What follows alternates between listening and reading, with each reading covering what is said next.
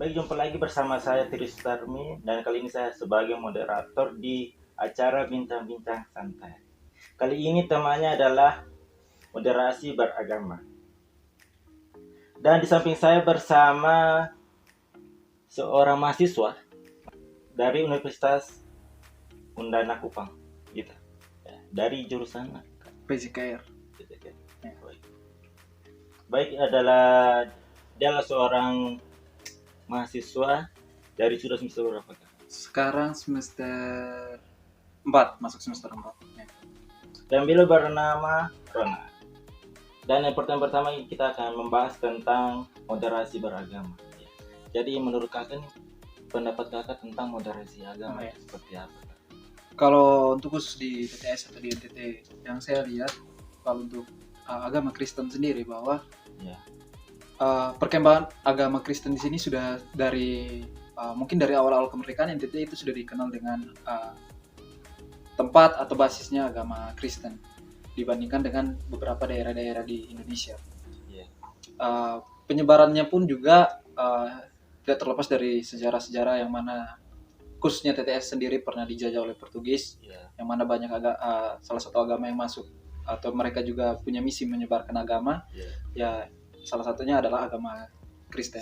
Nah, setelah itu mulai banyak orang yang masuk ke dalam agama Kristen, akhirnya agama Kristen mau dibilang di NTT adalah salah satu agama terbesar di TTS dan di NTT. Ya.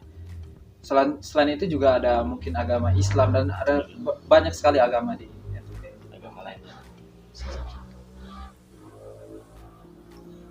Baik, dan selanjutnya tentang moderasi. Tadi kan moderasi. Iya, dan sekarang toleransi. Menurut kalian toleransinya sesama agama? Oke. Jadi NTT itu dikenal dengan daerah yang sangat bertoleransi, khususnya dalam agama, budaya juga kita lihat sendiri bahwa sangat bertoleransi. Nah, kalau untuk agama sendiri bahwa di sini anak-anak atau anak muda bahkan orang tua itu seperti bergaul atau berteman itu tidak melihat patokan agama, tapi di sini lebih ke budaya sopan. Jadi siapa yang sopan maka dihargai. Maka dari itu agama itu hanya sebagai latar belakang dari seseorang. Sedangkan untuk toleransi itu sendiri sebenarnya kembali kepada budaya orang Timur, bahwa orang Timur itu kebanyakan itu budayanya adalah sopan. Dan sebenarnya itu budaya orang Indonesia kalau mau dibilang. Dan memang itu walaya NTT memang sudah mendapatkan penghargaan gitu, penghargaan toleransi dari Menteri Agama. Jadi NTT memang benar-benar mendapatkan penghargaan dari semua wilayah NTT dapat. Betul. Dan itu sangat suatu kebanggaan bagi kita ya. Kebanggaan tersendiri.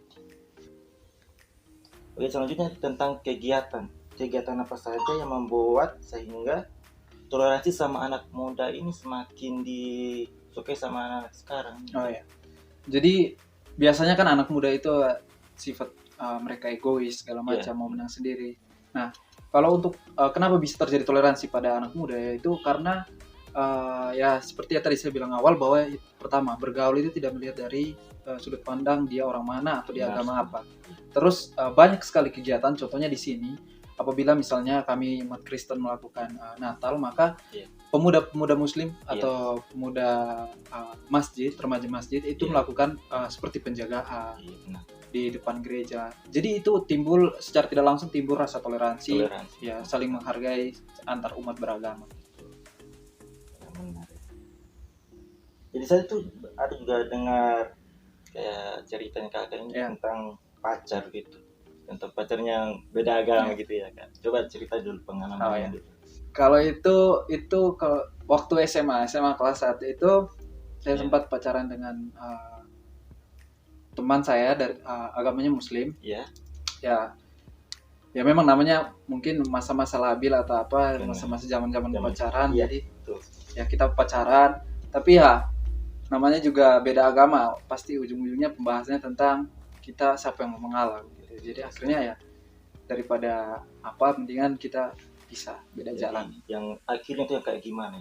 Jadi karena kita terbiasa untuk maksudnya hampir tiap hari kita, karena itu kan serius. Soalnya kalau misalnya dia maju ke jenjang yang lebih serius, maka itu jadi perdebatan buat kita. Jadi siapa yang mau mengalah ini?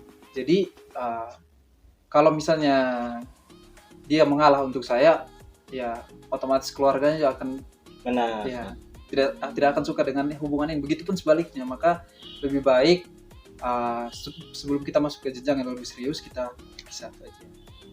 Lebih baik kayak mengkonsultasi dulu sama keluarga. Betul. Benar sekali. Dan selanjutnya ini pertanyaan terakhir tentang coba sampaikan kepada anak-anak muda ini yang pacarannya masih sama yang berbeda agama gitu kan. Nasihatnya atau tips-tipsnya gitu Kak, bagaimana? Jadi yang pertama itu kalau menurut saya untuk pacaran beda agama itu lebih baik tidak usah, karena saat pertama kali ambil keputusan untuk sama-sama, maka itu secara tidak langsung ambil keputusan untuk pisah ke depan.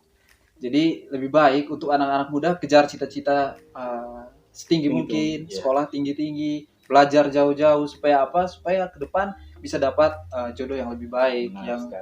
Pokoknya karena jodoh itu kan cerminan dari diri kita sendiri. Jadi mungkin dari saya itu saja. Baik, itu adalah pertanyaan terakhir dari narasumber kami. Mudah-mudahan apa yang bisa disampaikan oleh beliau bisa diterima dengan baik-baik. Dan kali ini kita akan berjumpa di lain waktu. Mungkin kalau ada kesempatan bisa kita bincang-bincang lagi seperti itu. Sampai jumpa dan terima kasih.